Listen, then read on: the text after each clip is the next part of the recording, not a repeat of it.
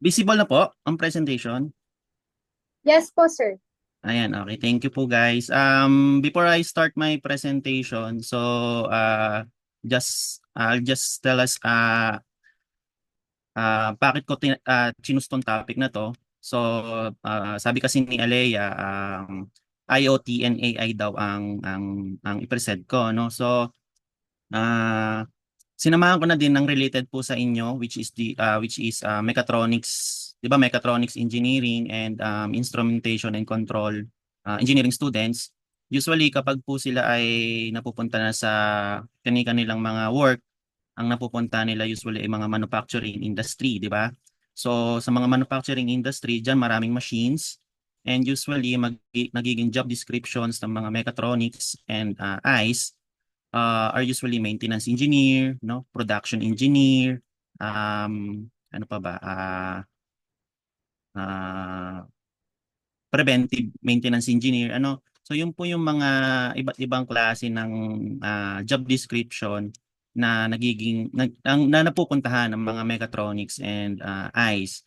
So AI and IoT integrated to preventive or to maintenance, ano. So I choose this topic because of that. So my topic for today is IoT based predictive maintenance. So ano po ba yung topic na to? So before I start this topic, alam niyo ba yung Rebus game? Siguro konting ano po muna tayo. Umaga pampagana muna. So sino po nakakalam nito ng Rebus? Anyone? Are they allowed to ano to speak or ano or chat?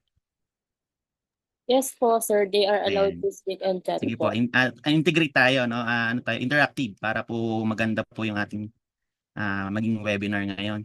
So, Rebus po, may mga pictures or words po akong ipe-present, then huhulaan nyo kung ano yung meaning ng word na yun. Ano? So, ano ba, may pa-reward ba kayo dyan? Ano? Kayo na po ang bahala, no? Siguro yung mga facilitator na yung bahala kung gusto nila bigyan kayo ng reward. Para lang po ganahan tayo ng konti, no? So, let's try this first one. Ayan po, ano? Anyone po? Anyone sa inyo na makakahula?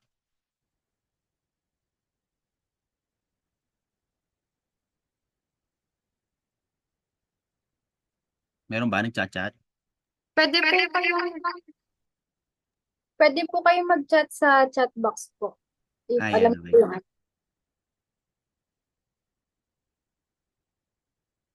Mukhang nahirapan na. Okay, sige. So, May sumagot po, siguro, sir. Tama po ba? ha? May sumagot po sa chat box. Ang sabi po ay Ayan, maintenance. yes. Ano, siguro, ayan. Nabigay ko na eh. No, anyway, so tama po. Sino ba sumagot? Hindi ko kasi makita dito. From ICE 4102 po, Andal Red Ayan. Rock. Okay, congrats, no? So, tama po, no? Maintenance po. So, men, ten, and ants. So, kapag pinag-combine natin is maintenance. Another one po,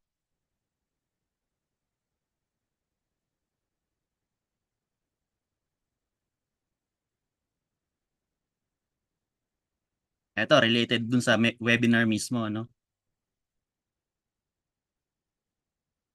May nakakuha na IoT po ba yun? IoT, yes. IoT po ang sagot.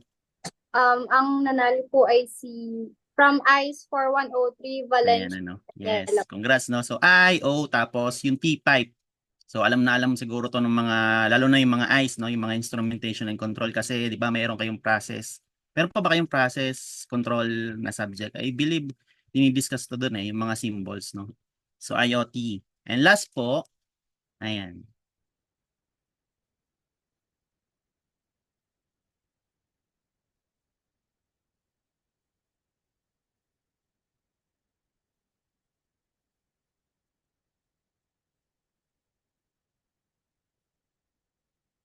Yo, may tumama, ano, no? Predictive, yes. The correct answer is predictive, which is our topic for today. No, our topic po is IoT-based predictive maintenance. May iba't ibang klase po kasi ng maintenance and isa po sa pinakabago itong predictive maintenance which is the integration of artificial intelligence or machine learning doon po sa maintenance system sa mga manufacturing. industry, no? And plus IoT pa, dinagdagan pa natin ng IoT. So mas maganda po yung magiging result ng maintenance. So let's start with so predictive maintenance. Let's start with the importance of maintenance in industry. Ano po bang importance ng maintenance? Bakit po tayo nagkakandak ng maintenance sa mga machines or sa process sa industry, ano? First is the operational efficiency. Regular maintenance minimizes equipment failures and downtime, ensuring continuous operation. Okay? So kung wala pong maintenance ang ating pong mga machines, possibly at some point in time masisira. Lagi naman ganun na yung kakalabasan. Pero pag may maintenance tayo, we can prevent, no, yung possible na failure doon sa machine. And cost reduction prevents costly repairs and replacements through early detection of potential issues. Kung meron po tayong maintenance or yung company merong maintenance, laking tipid sa budget, ano? And safety and compliance, regular maintenance ensures equipment operates safely, reducing the risk of accidents. Of course, no, kung hindi parang sa sasakyan, kung hindi ka nag-PPMS or hindi mo pini-PMS ang sasakyan mo, napupudpud yung gulong, ano, yung mga gears na pag hindi ka nag-change oil na ano yan, na gaspang. So possible mag-cause ng accident. Kaya safety and compliance. Of course, last is the asset lifespan. So maintenance, pinapahaba nito yung buhay ng mga machines. So yun po yung importance of maintenance in industry. So understanding the cost impact of neglected maintenance, yan po, no? So life cycle cost perspective, hidden cost and opportunity loss, risk mitigation and compliance, depreciation and resale value, operational efficiency and energy consumption, customer perception and brand image. So yan po yung mga possible na maging impact kapag hindi po tayo or hindi na-implement yung maintenance sa mga especially sa mga machines, ano? So we have different types of maintenance approaches. So I'll start with the traditional, yung mga traditional approach. So we have three.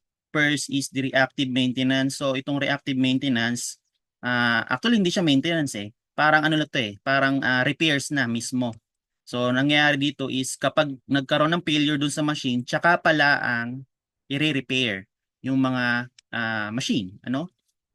And ang nangyayari doon, mas malaking gastos kasi bibili ka ng bagong pyesa, ano, or possible bumili ka ng bagong machine kasi hindi na siya pa pwedeng gumana or magamit pa.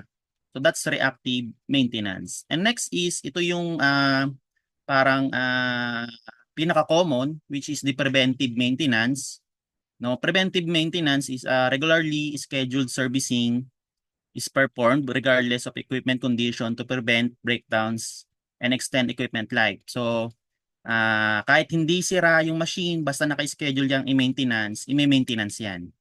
Ano? So, yun yung downside doon. Kasi, hindi siya efficient in terms of time. Kasi, limbawa, okay naman yung machine. Kailangan siya i-maintenance. Di possible magkaroon ng downtime sa operation. Ano?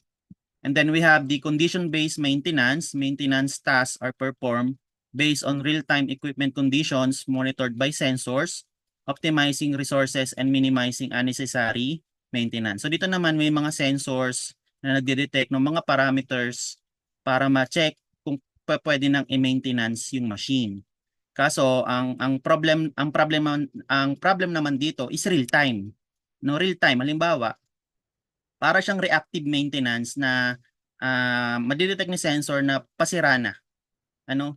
So, pag hindi umabot si maintenance engineer doon, masisira yung machine. So, kailangan ng i-repair. No? So, yun po yung tatlong traditional approaches sa maintenance. Ano? We have the reactive, preventive, and condition-based. So,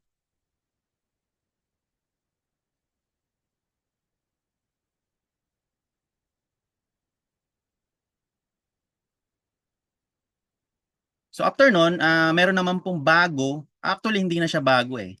Ah, parang mayroon pang mas bago. Pero anyway, ano, ito kasi yung topic natin. So ito yung di-discuss ko, no? So what is predictive maintenance or PDM?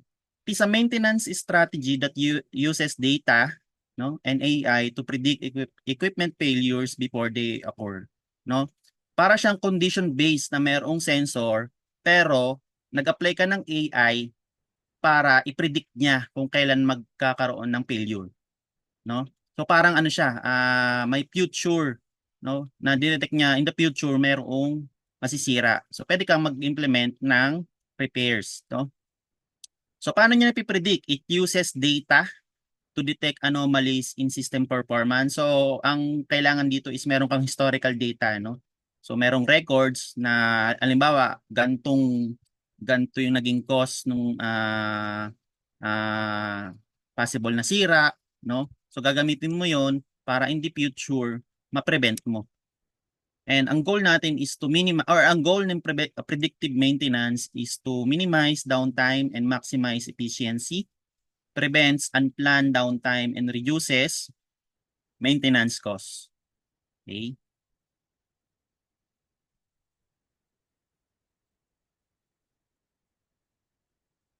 So ito po yung evolution of maintenance strategies. We started with the reactive, ano? Then nung medyo nag-improve na ang industry, nagkaroon tayo ng preventive. And then we have the condition based. And then nung nag-boom ang AI, ano, we have the predictive. And ito po yung pinakabago, no? Ito po yung pinakabago which is you can use this technology para po pwede nyo maging research, itong prescriptive, no? Prescriptive maintenance. Pwede nyo siyang gawing research or kapag po kayo ay nasa industry na, pwede nyo siyang i-implement sa inyong trabaho. Ano po ba yung prescriptive? Prescriptive kasi is para siyang predictive, pero ang kaibahan lang is nagre-recommend siya. Para siyang si Siri, no? Or para siyang ChatGPT, no? So, combination siya ni predictive na ipipredict niya kung kailan magkakaroon ng failure, pero magre-recommend siya kung ano yung pinaka-maximum repair na pwedeng gawin to be efficient, no? Okay, pero anyway, nasa predictive po tayo para po siguro for ano lang to, for future ano niya na lang to prescriptive. Okay?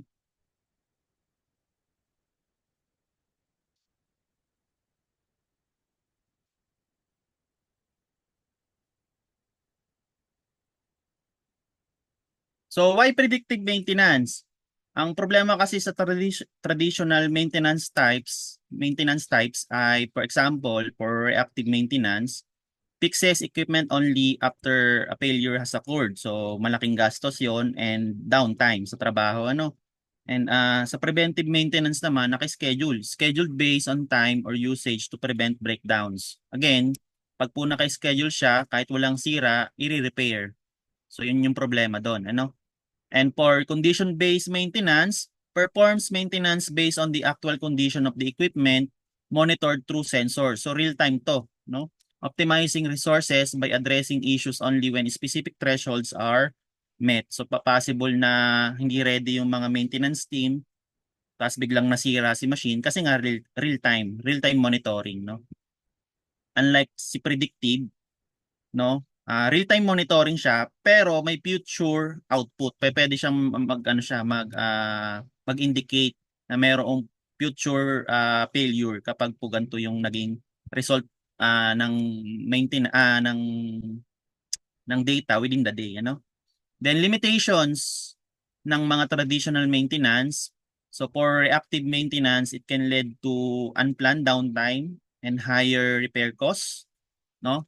Then for the preventive maintenance naman, it may result in unnecessary maintenance tasks, wasting resources if performed too frequently. No, medyo mahal po kasi yung preventive maintenance lalo na kung gagawin mo siya usually ang preventive maintenance kasi in some company ay quarterly, no? Some naman ay annual or merong semi-annual, no? Depende po 'yun sa industry or sa company, no? And for the condition-based maintenance, requires continuous monitoring and may involve more frequent inspections, no? Mas madalas po yung inspections kasi real-time po yung monitoring. While the advantage of predictive maintenance, it reduces downtime by anticipating failures before they occur. No, based po dun sa mga historical data, pwede siyang mag-predict. Kaya nga po predictive maintenance, di ba? Pwede niyang i-predict na pag ganito yung nagiging result ng data, possible na magkaroon ng failure, no? And then, lower cost by minimizing unnecessary maintenance and unplanned repairs. Kasi nga, di ba, mas magastos si preventive maintenance kasi naka-schedule siya. Pero kung predictive maintenance ang gagamitin mo, mag-schedule ka lang kung kailan mag-suggest, no? Or mag-alert yung predictive maintenance mo. And optimizes asset life through timely interventions based on actual equipment performance data. No? So yun po yung kagandahan ng predictive maintenance.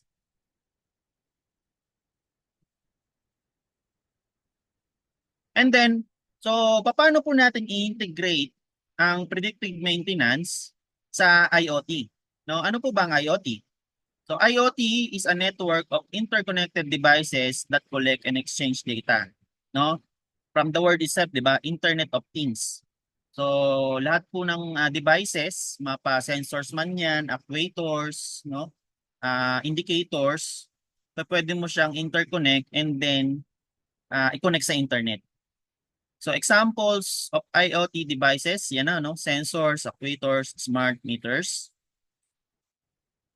And ano po ba yung role ng IoT in predictive maintenance? Basically for monitoring, di ba?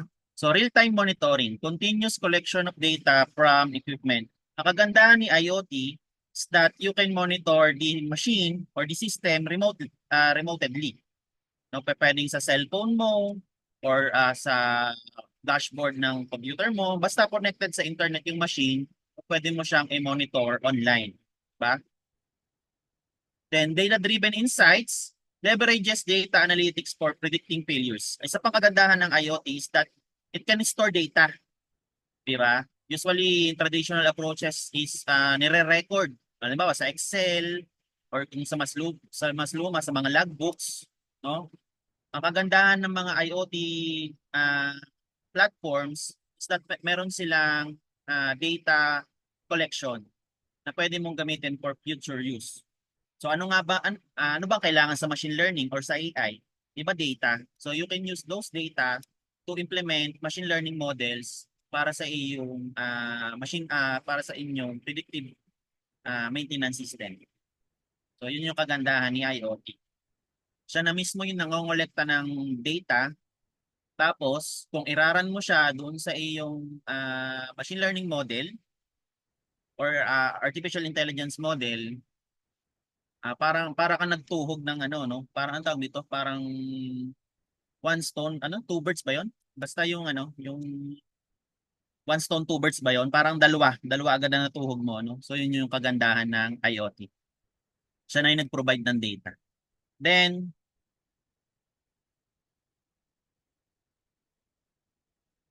so what are the components, no?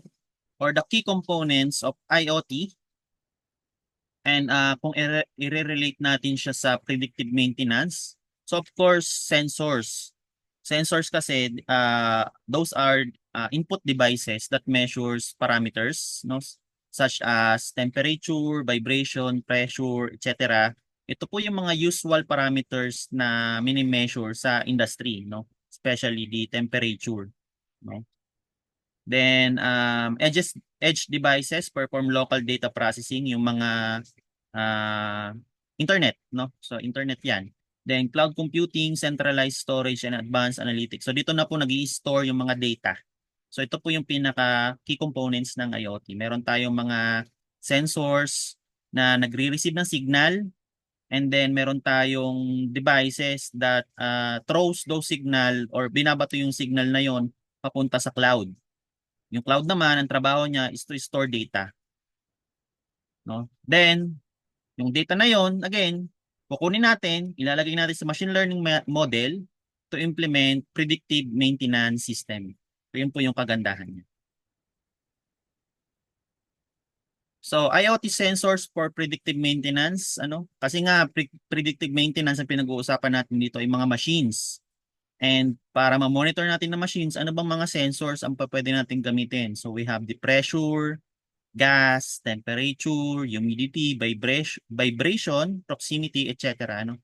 Yun yung mga sensors na usually ginagamit to monitor such parameters, no?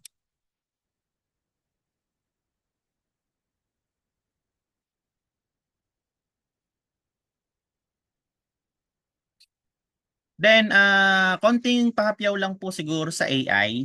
I think meron naman siguro kayong knowledge about AI. Some of these models are machine learning models, no? So, machine learning models are subsets of AI.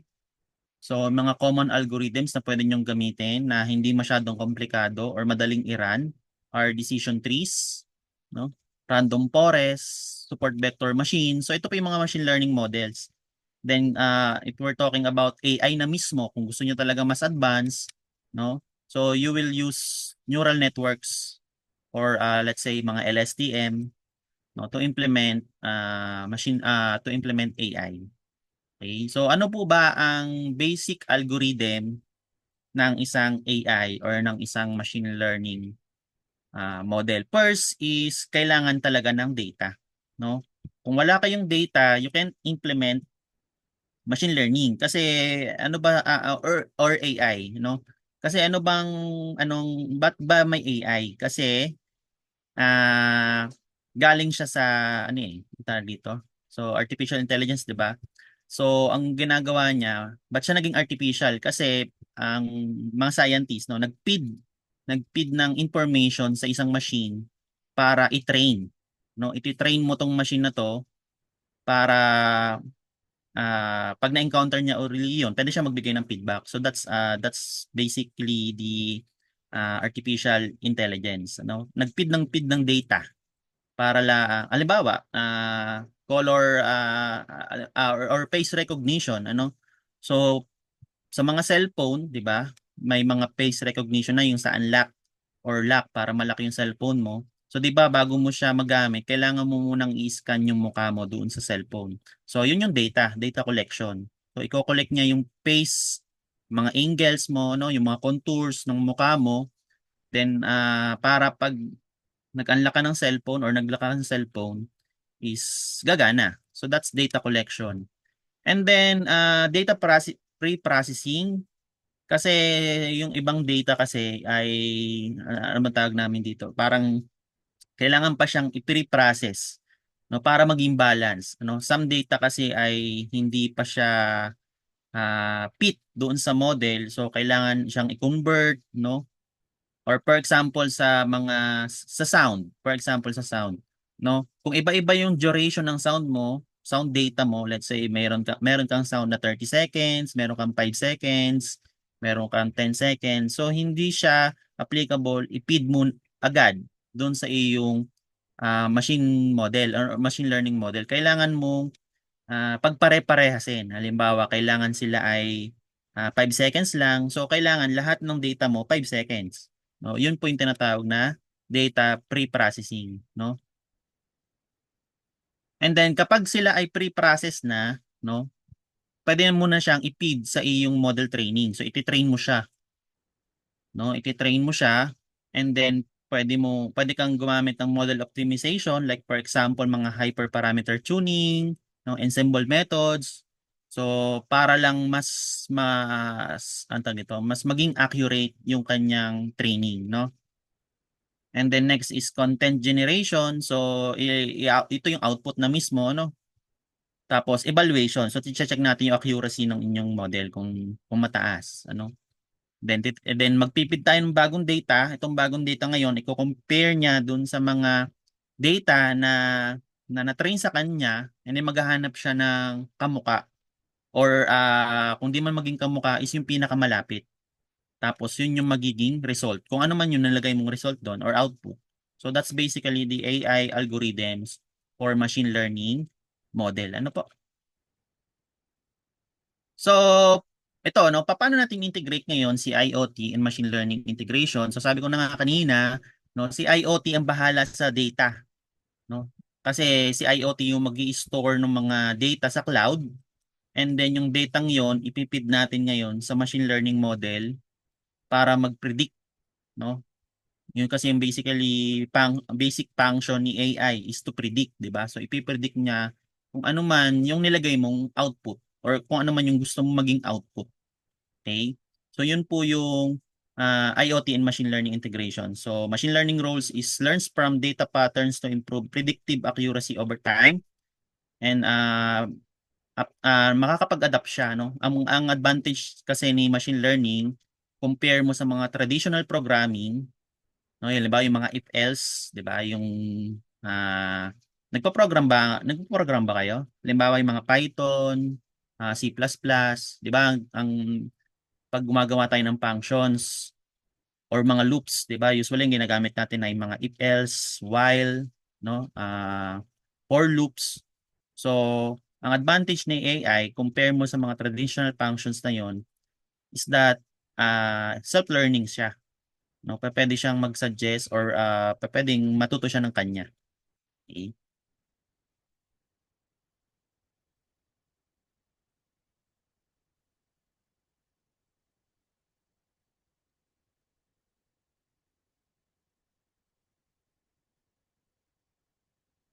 Ay, gumana.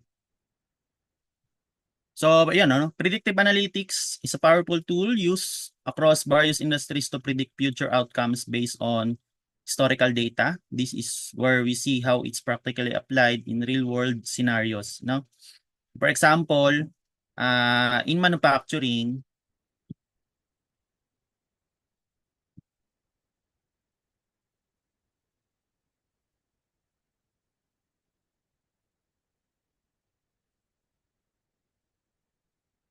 ano po ba nakapresente ko lang maano?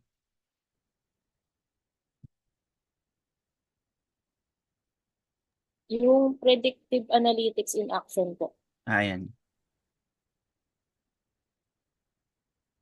So for example, in manufacturing, no, in manufacturing plants, predictive analytics is used to identify potential equipment failures. Sensors collect data from machines. Examples are vibration and temperature readings. And then this data is processed by machine learning algorithms to determine when a piece of equipment might fail. So sa ganitong paraan, ano, maintenance teams can schedule repairs before breakdown occurs, no? Another example is sa mga transportation sector, no? Predictive analytics is used for fleet management. Data from vehicles is analyzed to understand performance trends and identify potential issues. For instance, if a truck frequently overheats, fleet managers can plan for maintenance before it causes major delays. And pwede rin po sa healthcare, no? Mga predictive maintenance din. So predictive analytics helps in patient care by analyzing patient data. Healthcare providers can predict potential health issues and intervene early. So in summary, ano, predictive analytics provides valuable insights and actionable predictions that contribute to more efficient operations and cost savings across various industries. Ano? So yun po yung kagandahan ng predictive analytics. And for example, again, ano, kasi tayo mga mechatronics and instrumentation and control engineering, sa mga planta ang punta natin. So usually yung mga monitor natin yung mga motor, no, machineries. Then kung meron niyang sensors that can monitor its parameters like for example temperature and vibration, no, yung mga signals na yon is ibabato niya kapag tayo ay nakakonect na sa IoT, no, ibabato niya yon sa cloud. Then pwede nating extract yung pictures ng data na yon to train an AI model, and then we can provide an output based po doon sa result noong data na yon. We can provide, well, for example, alerts, no? So kunwari ay kapag malapit ng mag-fail yung machine, mag-send ng signal or mag-send ng message sa mga maintenance team para may schedule kung kailan pa pwedeng i-maintenance ang machine, ano. So ito po yung mga examples ng mga predictive maintenance, no, sa mga kilalang industry. So for example, sa GE, no, ginamit nila yung predictive maintenance sa mga wind turbines. So they implement IoT-based predictive maintenance for its fleet of wind turbines kasi nga naman ano, kung mismong operator ang magmo-monitor doon sa wind turbine. So, nakakita na ba kayo ng ano, ng wind turbine sa malapitan? Ang loob kasi noon, mayroong hagdanan eh. Tapos, ayan, makikita nyo sa PowerPoint, ano, inaakyat yan ng mga maintenance team kasi nandiyan yung pinakamotor. Okay? Kung maghapon nandyan yung maintenance team to monitor the condition of the machine, parang mahirap naman yata, no, no? So, ba't hindi na lang maglagay ng sensors? Then yung sensors na yon, i-connect mo sa internet para yung maintenance team na lang, kahit nasa man siya, pwede niyang ma-monitor yung condition ng motor, no? So, using sensors to collect data on turbine performance, they analyze variables like temperature, vibration, and wind speed. So, ano po naging outcome? Reduce downtime by 10 to 15% kasi nga hindi mo na kailangan siyang i-schedule ng maintenance, no? So by predicting failures, magkakandak lang sila ng maintenance kapag malapit nang mag-fail yung machine or yung wind turbines. And it improve operational efficiency leading to increased energy output and reduce maintenance cost. Of course, ano, since hindi nakatigil yung machine, mas malaking output ang kaya niyang i-provide. So yun po yung kagandahan, again, ng predictive maintenance. Another case study is Siemens manufacturing equipment, ano? So Siemens deployed IoT sensors on its manufacturing machines to monitor various parameters such as vibration. Kung mapapansin nyo, no, usual parameters na mini-measure is are vibrations and temperature, no? And machine load, they utilize machine learning algorithms to analyze the data for predictive insights. So naging outcome, achieve a 30% reduction in machine failures and extended the lifespan of critical equipment by 25% due to timely maintenance interventions. No? Then last, no po, case study 3, yung sa logistics naman, DHL. So, paano po nila in-implement ang IoT predictive maintenance? DHL implemented IoT-based predictive maintenance for its delivery vehicles and warehouse equipment. Sensors provided real-time data on vehicle health and performance metrics. Ano naging outcome? Decrease vehicle breakdowns by 20% through proactive maintenance scheduling. Enhance overall fleet efficiency, contributing to faster delivery times and reduce operational costs. Ano po? So, yan po yung mga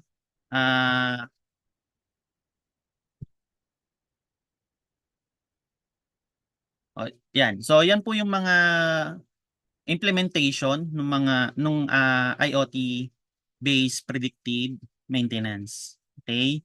So, hanggang dito po yung aking presentation pero meron po akong ipoprovide na simulation, no, on how to implement IoT based predictive maintenance. So, wait lang po ha. I'll just end this slide.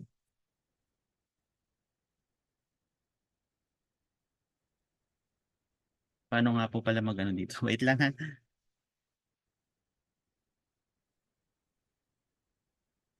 Share.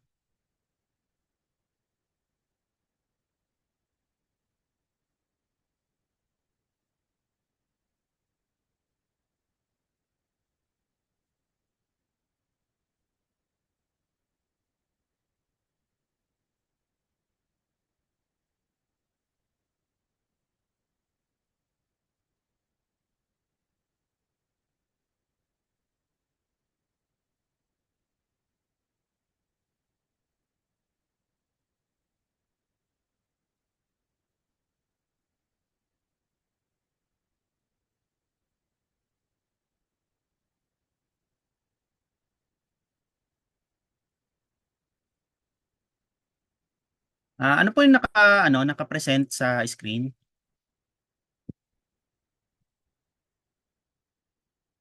May numbers po ba mga yung Yes po. dami predictive maintenance? Yes po. Ayan, opo, yan, okay. So, I'll be providing an example po kung paano po i-implement si IoT-based predictive maintenance. Pero ito po ay simulation lang, since wala pong actual sensors and actual data. Ito po kasi yung data na to ay generate ko lang po sa Google Colab, no? So ito po yung sample dataset ko. So ito po ay dummy predictive maintenance data. So uh, I'll be having parameters such as temperature and vibration to monitor, no? So for example, ito po yung temperature ko nasa first column, vibration is nasa second column, and ito po yung running hours ng machine. And then for example, ito po yung recorded. Again, ito po ay sample lang. So hindi po to accurate, no?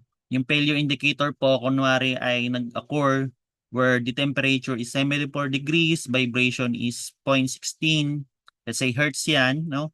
Running hours ay nasa 1,213 hours, no? So yan po yung recorded ko kunwari. Generate ko lang po ito, no? I'll be using this to run or to feed dun po sa aking machine learning model.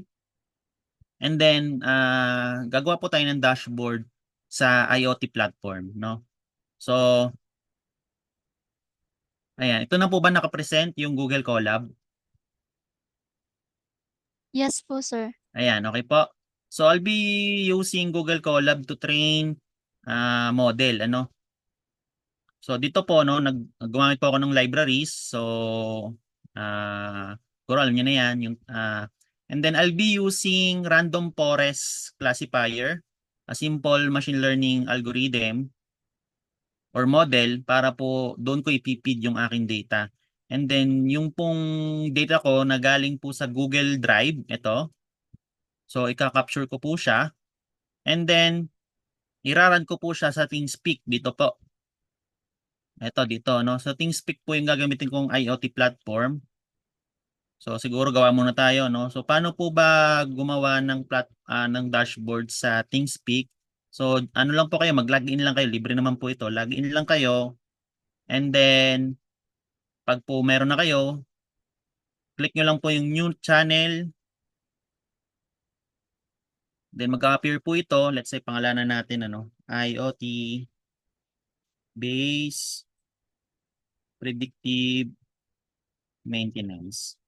Okay? And then ano po ba yung mga parameters na kailangan nating i-monitor? So let's say we have gawin natin 5. First is the temperature, no? Ayan, okay na. And then vibration. Then, running hours. Tapos po ay yung remaining life. Kasi pwede po nating i-relate ano po yung remaining life in terms of vibration and temperature. Halimbawa, kapag nagkaroon ng failure, siguro gawin natin yung remaining life ay mas nababawas. So, yan. And then, meron tayong alert. So, lalagay ko po dito yung alert. Lalagay natin na maintenance alert. So meron na siya actually, ginawa ko na siya kanina kaya po yung mga nag-a-appear na diyan mga words. Ayan. And then click lang po natin yung save channel. And then may lalabas po diyan na line chart. Ito. So, wala pa siyang laman, lalagyan po natin yan maya-maya. Then balik po muna tayo dun sa Google Colab para po i-discuss ko yung flow ng aking algorithm. Again, ito po sa line na to, no, ilalagay po natin yung API key. So balik po ako dito. Punta po ako sa API keys. And then, i-copy ko po itong key sa aking code. Then, balik po ako dito. Then, ipipaste ko siya. Ayan. And then, kailangan po yung channel ID. Kailangan po kasi ito para mag-communicate, magkaroon ng communication between the Google Colab at ng ThingSpeak. So, kopyahin ko po yung channel ID. Tapos, ipipaste ko dito. So, and that's it, magka-connect na po sila. Kapag ni-run ko po ito, Magbabato siya ng information papunta po sa dashboard. Tapos sa dashboard natin, mag-a-appear po kung ano yung tawag dito, kung ano yung ibabatong signal ng ating Google Colab. So balik po muna tayo dito sa private view. And then ito yung mga nilagay ko, no. Field 1 is temperature, field 2 vibration, field 3 running hours, field 4 remaining life, and field 5 maintenance alert.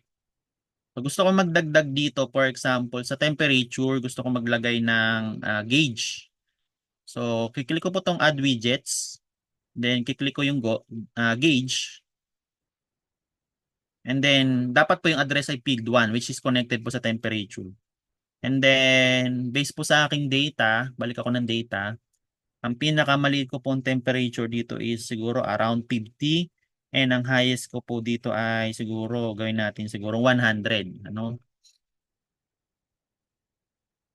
So minimum ko po dito ay 50, then max po ay 100. So ibig sabihin 50 degrees Celsius tapos 100 degrees Celsius, no? So ang unit natin ay degrees. Then maglalagay po ako dito ng interval which is 15 seconds, and then range. So dito po ilalagay ko yung kulay indicating halimbawa kapag red na, so mainit na, ano, kumbaga alert level na yon. Tapos siguro lagay pa tayo ng green or yellow pala, yellow. So RGB sa yellow ay ano ba combination ng yellow? Green at red?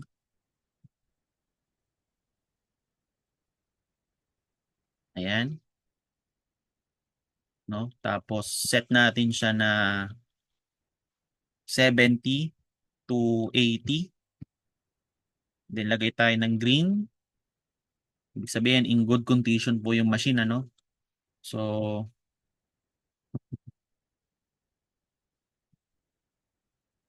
ito ay from 50 to dapat pala ito ay 89, no? Tapos ito ay 69. Ayan. Then create tayo. Ayan po, ano, ito po yung ating field, ito po yung ating gauge. Okay, so lalagay ko po siya sa tabi ng temperature. Ayan, so meron tayong graph ng temperature, meron din tayong gauge ng temperature. And then for the vibration, hayaan ko na po siyang chart na lang. Then for the running hours, ang gagawin ko dito ay numerical, no? Kasi ang isa-set ko po kasi running hours ay syempre, umpisa, yung pinaka-umpisa, no? So kailangan siya ay numerical. So di-delete ko siya. Then again, click ko yung widgets. Lagay ko 'to numerical display. Then ang field ano ang field nito? Ni running hours? 3 yata. So click nga natin 3.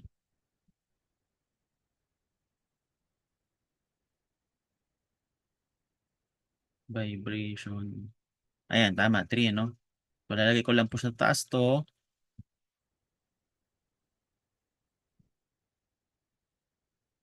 Then edit ko ulit. Gawin natin units ay remaining hours. Or running hours pala, sorry. Running hours. Ayan.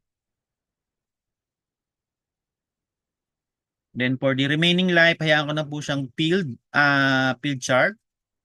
And then for the maintenance alert, ang gagawin ko po dito ay indicator, no? Punta po ako sa widgets.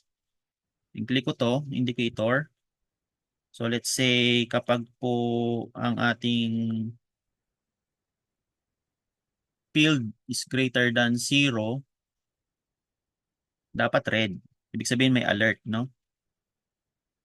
So mamaya ko po explain yung alert.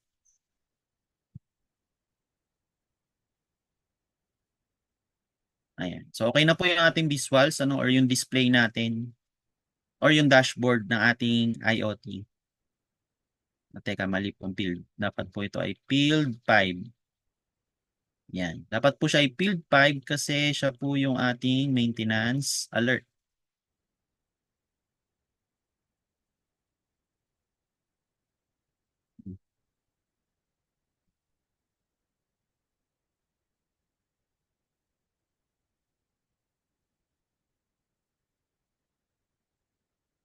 Ayan po, ano. Then balik po tayo sa code. Explain ko ulit, panibago, no. So, ito po yung aking mga variables, temperature, vibration, and yung failure indicator po yung aking output. So kapag po yung temperature and vibration is nag-reach po sa certain threshold, yung failure indicator po ay magpo-provide ng signal, ano, telling the machine telling the the model to provide, halimbawa ay a signal, ano, na nagsasabi na may alert. Okay? Then ito po yung aking model. So initialize ko siya and then ititrain ko diretso. And then I don't know kung magagets nyo to, pero ito pong random forest classifiers, kailangan natin ng number of estimators, which is 100, and then random state 42. Then ipipit po natin yung model. So that model dot fit. And then initialization ng mga parameters, isiset ko po na ang remaining life, parang health bar siya nung sa game, ano? Isiset ko po na ang remaining life ng machine ay 2,000. Oh, ito po ay constant value lang na unti-unti pong nagde-degrade or nagde-decrement as the machine operates hanggang naka-on po yung machine. So madi-degrade siya. Then kapag po nagkaroon ng alert or nagbato si vibration or temperature ng alert, mas malaki po yung mababawas. And the running hour will start with, of course, 0. Let's say, off pa yung machine. Ano? Then ito po yung function ko or yung code ng aking model. Ano? It will send data to ThingSpeak. And then, again, yung aking parameters ay temperature and vibration, which is the input data ng aking model. Then, it will predict po siya, magpipredict po siya based po sa kailangan nating output. So, ito po yung aking output. Kapag po maintenance alert is equal to 0, no? So, tawag dito, wala pong alert or walang red notice. Kapag po nag-1 siya, so meron po tayong critical alert, no? Ayan. And then mag-increment po yung R, and then kapag po matindi yung alert, ay ibig sabihin ay pag po may magkakaroon ng future failure, ang mangyayari po ay magkakaroon ng mas malaking bawas sa remaining life. So yun po yung sample program ko, no? And then yan. So ito lang po ay to send data doon sa ating ThingSpeak. Okay? So kung iraran ko po ito, mapapansin po natin na yung ating IoT will have every 15 seconds po pala. Sinend ko to na every 15 seconds. Magkakaroon po to ng output. So wait lang po natin. I-generate pa siya.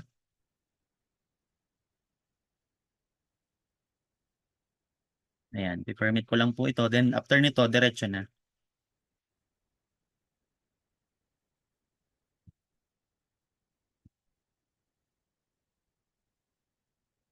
Ayan. Oh. Wait lang po natin yung arrow na bumaba. Pag bumaba to, diretso na.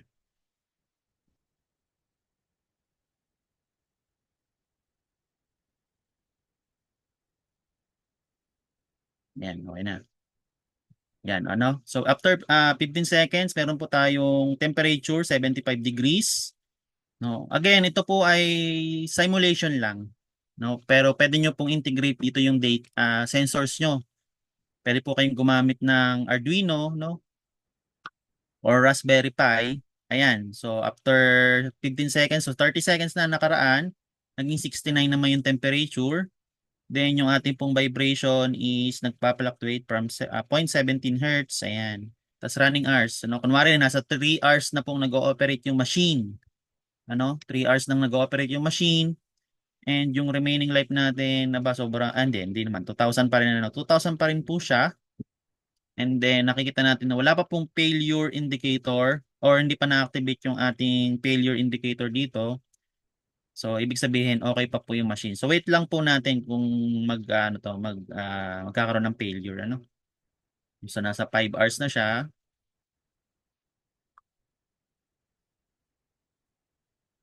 Ayan, kita natin yung gauge, no. So normal operation po or normal temperature po yung machine. Kapag po nagre-reach na yan dito, so possible na magkaroon ng alert. Try po. Yan, nagkaroon na ng alert. So ano pong bakit po nangyari yon? So yun, nasa yellow na po, no? Yellow yung temperature and yung ating vibration ay pumalo po ng 0.80 mahigit. So kaya po siya, yan, ang laki po nang nabawas sa remaining life nung simula nung nagkaroon ng ah, alert, ano? So yun po yung example, no, ng IoT-based predictive maintenance, and I hope meron po kayong natutunan sa akin. And dyan po siguro ako mag-e-end ng aking presentation. Thank you guys. Thank you.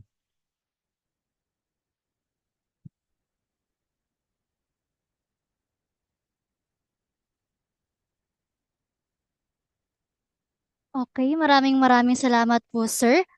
That was quite a lecture, di ba, Sister Felicity? Talaga nga namang ang dami nating natutunan kay Engineer Tikio about AI and IoT. And I'm sure maaari natin itong gamitin sa ating mga capstone at ang ating AI and machine learning core subject. Yes, Nayas, very demure, very mindful. We will be giving everybody a chance to ask questions later. So for now, let's proceed to our next game. Gusto mo yan? Gusto ko yan.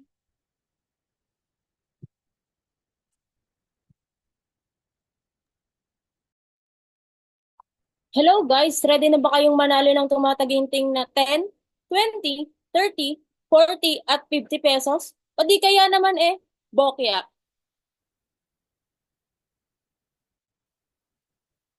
Ang larong ito ay swertihan lamang at walang halong pandaraya.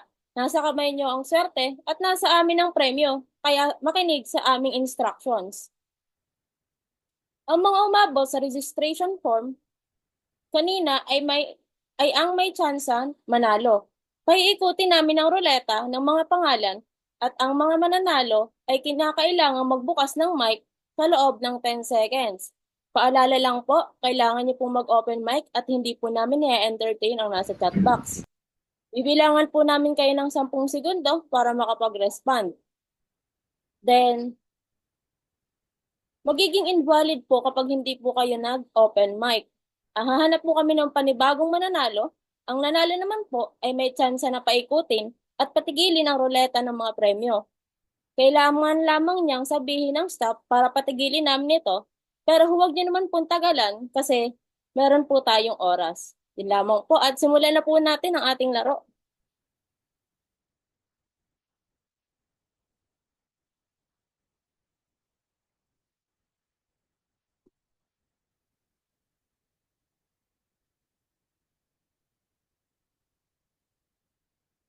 So, spin na po natin para makilala na natin ang ating unang winner.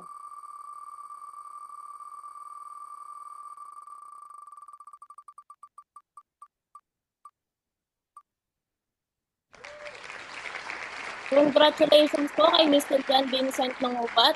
Meron ka pong 10 seconds para mag-open ng iyong mic. Present po.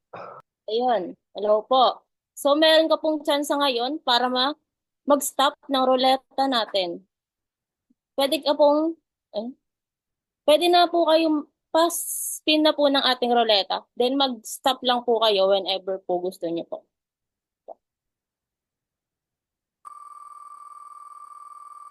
Stop. Op! Oy! So, nanalo ka po ng tumataginting na 20 pesos. So, pakiklaim na lang po ang inyong napanalunan sa ating representative na si Miss Felicity Umali. Thank you po and congratulations. Para naman po sa ating second winner, magbalik po tayo sa isang ruleta. Start na po natin. Meron po pala tayong 5 winners para sa game na ito.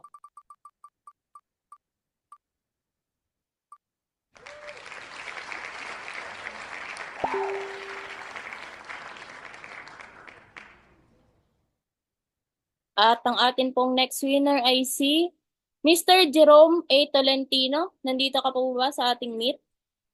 Present po. Hello po. Okay, congratulations po. Ngayon po, may chance po kayong spin ng ating ruleta. Stop. Mag-stop na lang po kayo. Yun, stop daw. Ano kayang kanyang mapapanalunan? Oops!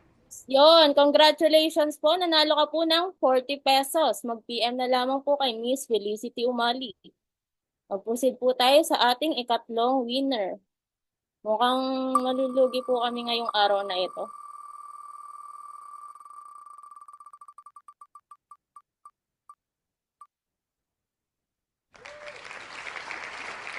Okay, hello po kay Mr. Patrick Vergara. Nandito ka po ba sa ating Zoom?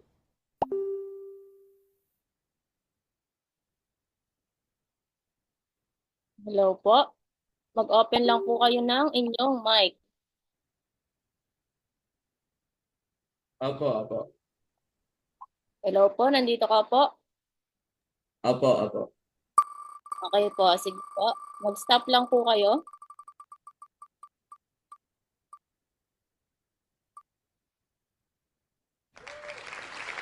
Yun, congratulations po. Nanalo ka po ng 20 pesos.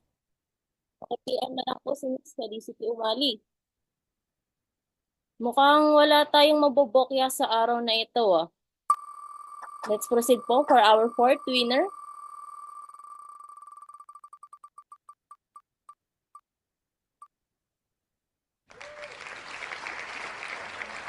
Ang fourth winner po natin ay si Mr. Earl Justin Gonzalez.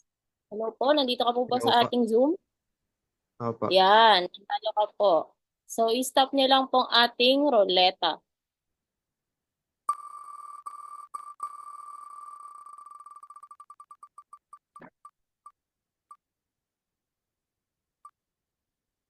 Op!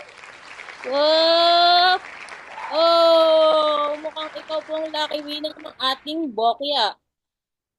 Pasensya na po. Sinerte ka man po sa pangalan pero hindi po sa premyo. Pagpanalangin nyo na lang po na bokya rin ang inyong kasunod. Yun lang po, kaya mag-proceed po tayo sa fifth winner po natin.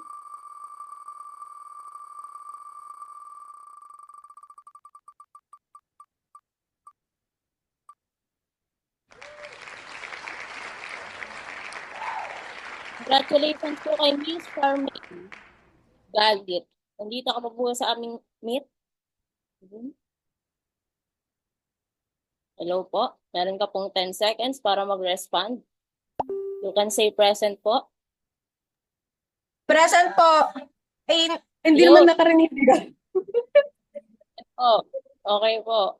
Sige po. Mukhang energetic. Sana po manalo ka po. Mag-stop ka lang po.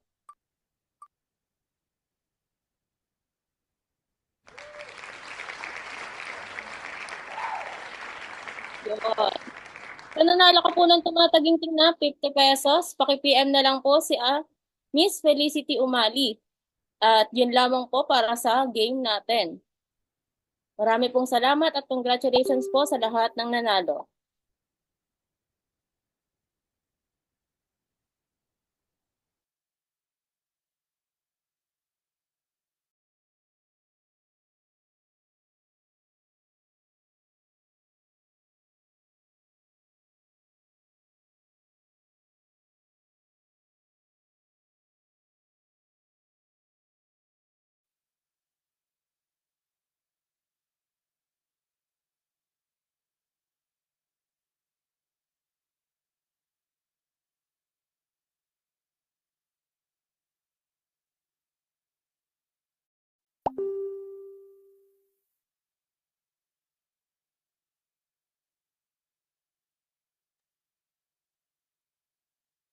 Yan, thank you to our game masters. That was so fun. Who wants another Gcash?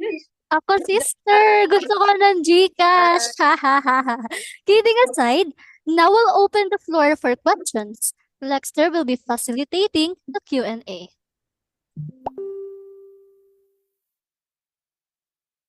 Thank you mga pala sa, sa ating mga host at sa aking team. I'm here to officially open the floor for questions to our guest speaker, Engineer Darwin Titio. You can raise your hands for question and wait to be called, or you can utilize our chat box for your questions.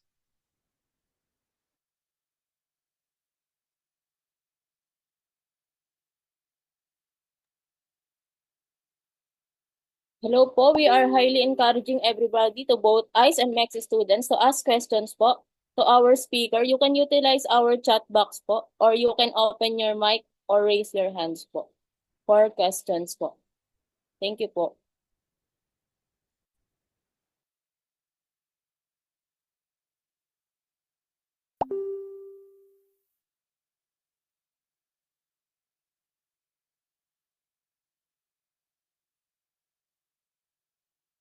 So, meron po tayong first question. Engineer Darwin, nandito pa po ba kayo sa ating Zoom? Hello, okay, sige po. Basahin ko lang po yung question po, sir. Good day po, sir. For you, what do you think is the most practical and specific real-life application for IoT?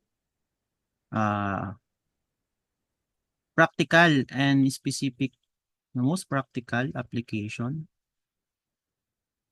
Siguro napaka-general ng question kasi when you say practical, yung pinaka common siguro, no? It's up to the ano naman designer or developer kung ano yung gusto nyong i-implement na application. So, you're talking about specific real-life application, madami yan, ano, pwede nating implement si IoT kahit po sa sarili nating bahay we can use IoT to monitor halimbawa appliances or even lightings, ano, yung ilaw natin sa bahay or yung mga cameras, ano. So, marami pong applications. I don't know kung masasagot ko yung answer mo kasi it's up to the developer or yung magde-design po ng IoT kung saan nyo pa pwedeng implement yung IoT. Kasi napakarami pong applications, no? So siguro ibabalik ko sa yung tanong. Sa mo ba gustong i-implement yung IoT? 'Di ba? Kasi napakarami niyan. Ano po? Ayun po. Binalik ko yung tanong no? Eto, may isa pang question siguro basahin ko na, no? May other widgets? Wala. May other widgets pa po ba si ThingSpeak for visual monitoring? Sige, i-ano ko po siguro yung ThingSpeak. Pwede bang mag-share ulit ako ng screen? Para lang po makita ng ano. Yes po, sir. Sige pa. Thank you.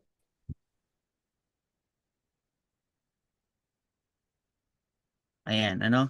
So again, ito po yung ThingSpeak for widgets. Actually, limited pa lang po siya sa gauge, numerical display, lamp indicator na ginamit natin kanina.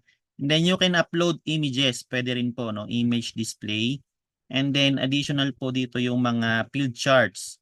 And kung gusto niyo po nung mas advanced widgets, pwede po kayo magpunta sa apps, no? And you can use MATLAB visualizations, no?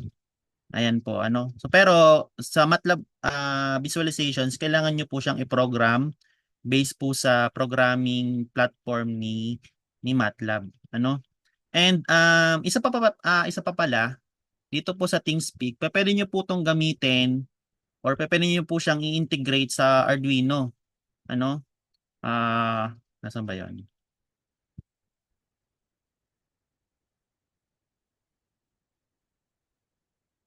Ayan, no, pwede nyo po siyang gamitin sa Arduino or kung gusto niyo yung built-in na merong Wi-Fi, pwede pong ESP32 or ESP8266. And pwede rin yung mga microprocessor like Raspberry Pi, ano? Pwede rin po 'yon. So for example, si Arduino, pag kinilik niyo 'yan, actually pag kinilik niyo nandito na po yung mga dito, mga folders na pwede nyo gamitin. Meron niya examples. Pwede nyo po siyang puntahan para po matry nyo.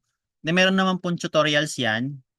No, ito po yung tutorials ng kung paano po gumamit ng Arduino. I believe naman marunong po mag-Arduino dito yung mga mga mechatronics and ICE, 'di ba? Mga mechs and ICE, ano? Yan. Okay? So, pwede nyo po siyang gamitin to implement Arduino. And hindi naman po limited sa ThingSpeak lang ang dashboard ng IoT. Marami pong klase ng IoT na libre din, ano? Pwede nyo pong i-search ang iba't ibang platforms, no? Ito lang po yung ginamit natin para lang po mag-provide sa inyo ng insight kung ano pong mga possible kung ano pong possible visualization ng pwede nyo gamitin. Ano? Ayun po. So, stop ko muna uli yung share.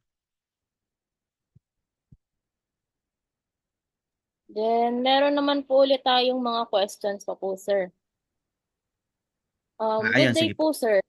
Possible po ba to use IoT po for safety instrumented system or SIS? Yes, of course. Pwede po. Again po, ang IoT po is used for monitoring system or machine remotely. And also, pwede po kayong parang ito na rin po yung ito na rin po yung mismong buod ng preventive or predictive maintenance itong safety. Ano? So para po mas efficient yung monitoring natin, pwede pong i-implement nyo yung IoT sa safety instrumented system na ito. Ano? Hindi lang po ako familiar dito, pero pwede pong i-implement siya. Kung ano man po ang ano nito, ang technology na to, safety instrumented system. Okay. Ayun po. And for next question naman po, engineer. Have you ever worked on or created a program involving image processing parameters? If so, may I ask what algorithm you use po? Thank you. Actually po, nung ako ay instructor pa sa BSU, yung mga estudyante ko po ay pina-implement ko nito, no, machine learning model. So, ang pinaka siguro ma-advise kong gamitin nyo, yung pinaka mabilis is yung YOLO, no? YOLO. I think may YOLO 6 na eh. Yung po yung model, ano na siya, ang tawag po natin doon ay transfer learning model. Ibig sabihin, na-train na po yung model doon. Hindi na kayo gagamit ng mga traditional model like decision trees, random forest, or artificial neural network. By using YOLO, na-train na siya, gagamitin mo na lang siya or i-implement mo na lang siya dun sa inyong model. Yun po yung kagandahan nun. Kasi yung mga binanggit ko kanina, yun po yung mga basic model yon na kailangan mo pa siyang i-train. Ano? Pero by using, halimbawa po ay YOLO model, for image processing po ito, for image processing. Kasi marami pong klaseng model, no? Halimbawa yung mga ResNet, no? Pag gumamit po kayo ng YOLO, meron na siya, meron siyang na-train na siya sa image ng mga animals, image ng mga yung ibang mga face, no? Pwede po siya sa face recognition. Marami po, marami po. Halimbawa, kahit mga objects, halimbawa bicycles, teddy bears, etc. So, yun po yung pinaka masasuggest kong model na pwede nyo gamitin for image processing. Okay po. And for next question naman po, engineer. Sa simulation niyo po, pwede po ba gamitin siya sa ESP32 or sa greenhouse-based po for IoT? Yes, na-mention ko na po kanina, no? And then pinakita ko rin na pwede siya or applicable siya sa ESP, no? ESP32. And yes, of course, greenhouse. Sabi ko nga sa inyo, it's up to you kung saan nyo implement kasi si IoT is for monitoring and data collections, no? So kahit kung anong application applicable si IoT. Mapa greenhouse man yan, sa industry, kahit nga sa school, sa bahay, pwede po kahit saan, pwede nyo pong implement. Mapa Arduino man yan, ESP32 or Raspberry Pi, pwede po. Meron po tayong follow-up question, sir. Pwede din po ba ang IoT for HMI po na ma-access for remotely? Kumbaga po, ay mga input elements naman po like switch buttons and etc. Yes, opo, So, HMI, yung human machine interface, Pwede rin po, ano, so ang pinrovide ko lang kasi kanina, kasi nga wala tayong real life, tag dito, real life devices is for output lang, no, visualization lang. Pero pwede po ninyo ding i-monitor or kontrolin yung inyong devices using the IoT dashboard kung i-design nyo po siyang ganon, ano. Meron po, even your smart devices like for example your tablets, your cellphones, your laptops, computers, pwede nyo po siyang gamitin to control sensors or pwede po mag-provide ng output dun sa inyong kinokontrol na environment. Ano? Pwede rin po iyon. Kaya nga po sinabi nating IoT kasi interconnected siya sa lahat po ng klaseng devices. Hindi lang po siya limited sa sensors, pwede rin pong actuators, no, mga motor or even indicators, pwede rin po. Then another question po is, may alam po ba kayo na simulator na present po lahat ng sensors, even microcontrollers? Kasi based on our experience po, ay limited lang po yung mga gamit. It depends po kung anong sensor ang nire-require mo eh. Kasi, ang tawag ba dito? For the microcontroller, if you're simulating a code lang, and you just want to tawag dito, to provide an output, like say, let's say for example, digital lang naman siya or on and off, or even analog, pwede rin naman. Siguro pwede kayong gumamit ng Tinkercad. No, Tinkercad po. Free din siya, ano, pwede kayong mag-simulate doon. And ang problema po is yung mga sensor siguro. I don't know hindi ko ano eh, yung mga simulator na po pwede sa mga sensors, especially yung mga sensors na ginagamit sa industry. Kaya po ang ginawa ko dito ay nag-simulate na lang po ako na kunwari nagbabato siya ng data, random data na kamukha po noong let's say for example sa temperature, no? So kung mapapansin nyo, pinoprogram ko po yung Google Colab to transmit data randomly doon po sa aking dashboard. So ganun po. Pwedeng ganun ang gawin nyo. Hindi po mismong specific sensors yung gagamitin nyo as simulation. Siguro yung parameters na binabato niya para po ma-simulate nyo lang po kung effective po yung inyong program. Pwede naman yun. Ano?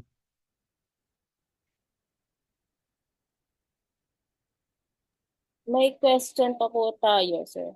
Have you encountered system that integrates IoT in PLC systems po? If you're saying kung naka-encounter na ako, hindi pa. Pero ito po ay ini-implement na sa manufacturing industry, no? Kasi ang PLC system, kasi alam niyo naman siguro yung Industry 4.0, ano? When we say Industry 4.0, robotics, no? AI, IoT. So yung PLC systems po, pwede nyo na rin po yung kontrolin remotely, no? So gumagamit na rin po ng IoT sa mga industry. And again, kahit po nasaan yung controller ng PLC na yon or operator, pwede niya pong remotely kontrolin yung mga PLC systems gamit po ng IoT. Pwede rin po siya. Basta po yung inyong PLC is design, usually kasi mga modular eh, yung mga modular PLC ang kadalasan ini-integrate dito sa mga IoT kasi yung mga ano tawag dito, yung mga PIX PLC ba ang tawag natin doon? Yung PIX PLC, meron silang LAN tapos kino-connect doon sa computer and then yung computer yung kumo-connect doon sa IoT device. No? So yun po yun. Pero again, pwede po. Pwede pong integrate ang IoT sa PLC.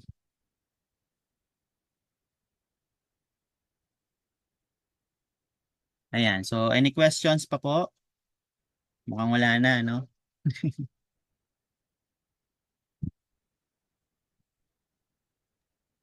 Sir, may pahabol pa pong question Ayan, po. sige po. Yan. Sa communication, yun. Yun. Sa communication po ng hardware at dashboard, hindi po ba sa internet or pwede po other transmission like Bluetooth? Okay po. Siguro. When we say Internet of Things, internet siya, ano? Pero basically, pwede po ang Bluetooth. Pero again, ang Bluetooth po kasi ay limited lang ang ang radius ng connection niya, no? I believe 10 meters lang ata. So kung ikaw ay nagtatrabaho sa industry, it's not advisable to use Bluetooth, no? To control such machines. Kasi ba't ka pa gagamit ng Bluetooth kung malapit ka lang naman dun sa machine? Siguro pwede kung hazardous yung machine na hindi talaga pwede physically malapit ka doon. So you can use Bluetooth. Again, yun pa rin po yung concept ni IoT, no? Remote control siya. So, pwede po, no? Ano din nung ako po ay nagtuturo again sa BSU, ang pinapagamit ko ay yes, Bluetooth kasi limited yung internet, no? Bluetooth sa Arduino, connected po yan sa cellphone. And ang ginagamit po namin ay yung Blink na application. Ako makikita niyo yung Blink, yung BLYK yata yun or BLY yata. Blink app, and kinokontrol po namin yung mga let's say LEDs, no, or motors using cellphones by connecting the microcontroller using Bluetooth doon po sa cellphone, no. So again, ang concept po pa rin nun ay IoT. Meron pa? May isa pa pong question, sir. Ang sabi po ay, what tends to be the risk po kaya ng IoT in terms of cybersecurity? Since IoT involves internet na rin po, ay medyo prone po for hacking involved po. Siguro po sa ethical consideration na lang din, yung mga dataset na importante po sa industry na yon, dun sa pinakukuhanan ng data, pwede po siyang, kung hindi po properly secure yung platform na ginagamit, pwede po siguro ma-breach. Ano? Lagi naman pong may risk, hindi po mawawala yun. Ano? Kung medyo prone po for hacking, depende po kasi yon kung kasi ano yan parang ang tawag dito yan parang proportional po yan kung mataas po yung importance ng data mo, of course, yung security ng industry doon sa pinagtatrabuhan mo is mataas din panigurado. So I believe kung mataas din ang security, mataas din po yung ano ang tawag dito? Kung mataas ang chance na ma-hack siya, mataas din po yung security noong platform na yon. So yun po yun. And of course, may prone talaga, prone. Pero depende po 'yan sa security nga ng inyong let's say dun sa internet ng inyong management, ano.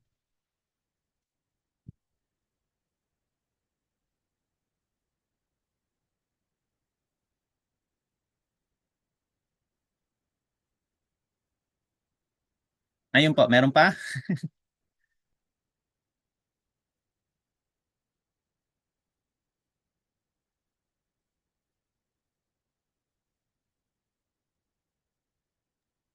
May mga questions pa po ba kayo?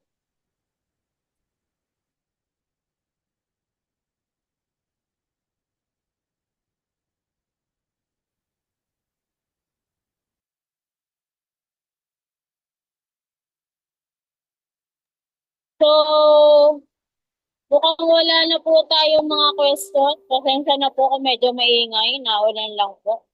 Mag-proceed na po tayo sa ating program. Thank you po sa mga nagtanong and sana po ay may natutunan kayo at naintindihan po sa question and answer and sa ating pong lecture.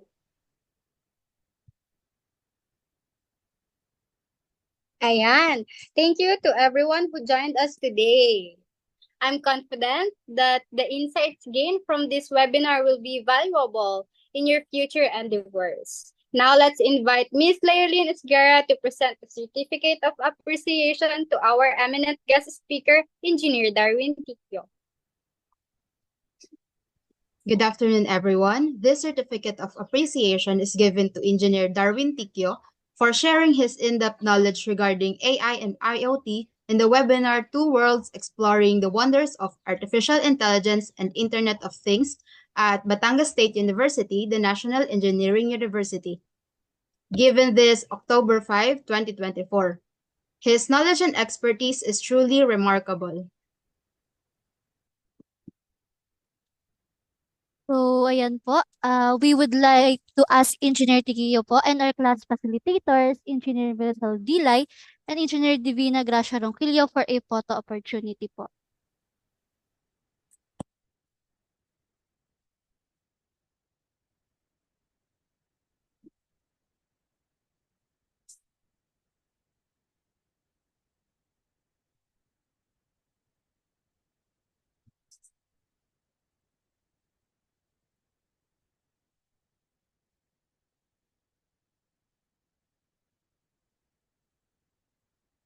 So, for other participants po, you can join us po for this photo opportunity by opening po your cameras and we will count to 3 po and show us your best smile po.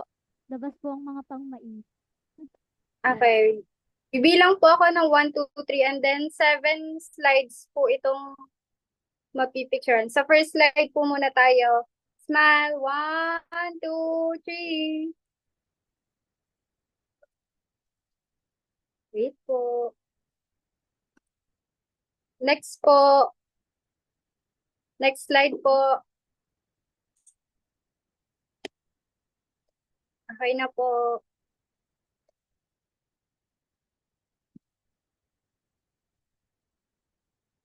Ayan.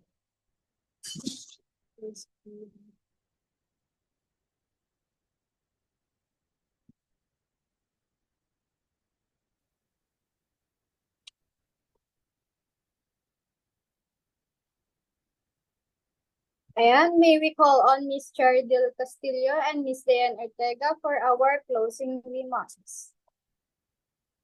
Thank you all for being here today and for your active participation. We had a great session understanding the world of AI and IoT, and I would like to take a moment to appreciate our class facilitators, Engineer Mirasol Dilay and Engineer Gracia Renquillo for their action and for their guidance and support. And to our guest speaker, Engineer Darwin Tiquillo, for sharing his valuable insight and expertise. Their contributions have helped improve our understanding of AI and IoT, and we appreciate the time and effort you put into preparing for today.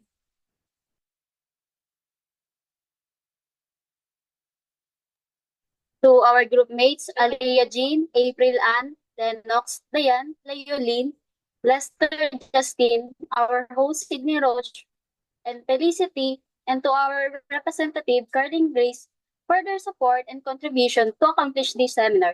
Wait lang Dayan, may nakalimutan nata tayo. Ay, oo nga. Akala ko para sa akin ng raffle eh. Sayang. Meron na pala tayong surprise sa ating loyal participant na nagstay until the end. Ito ay tinatawag na Grand Raffle. Who's the chosen one kaya, Cherry? Napakadali lang ng ating rule.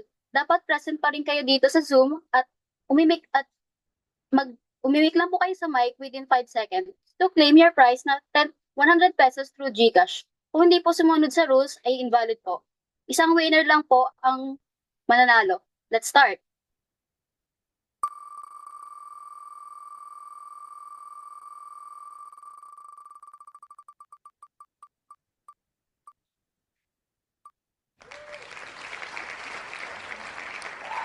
So, congratulations po kay Justine Marie Buenafe. Hello po, nandito po kayo. Marky, ano na lang po, open mic.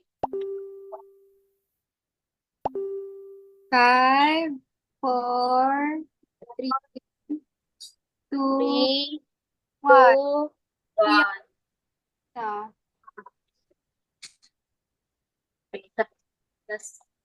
Okay. Isa pa.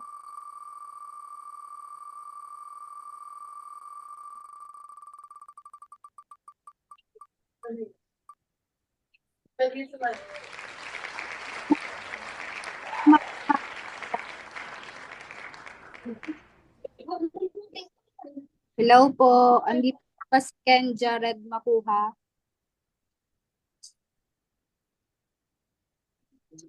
Hi. Congratulations po kay Adyan. Nanalo po kayo ng 100 pesos na GCash.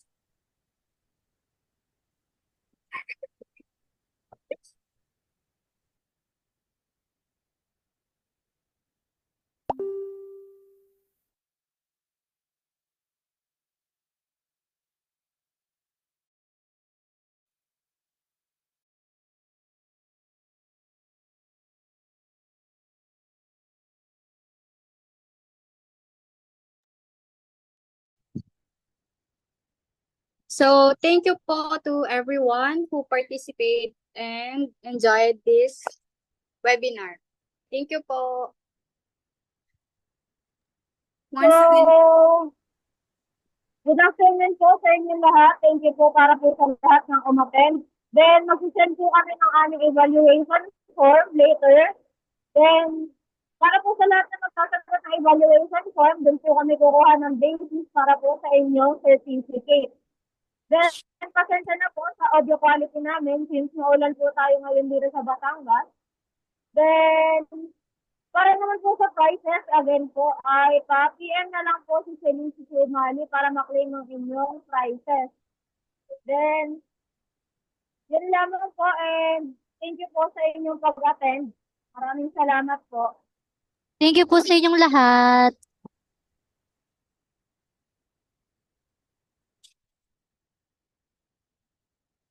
Next pa ba?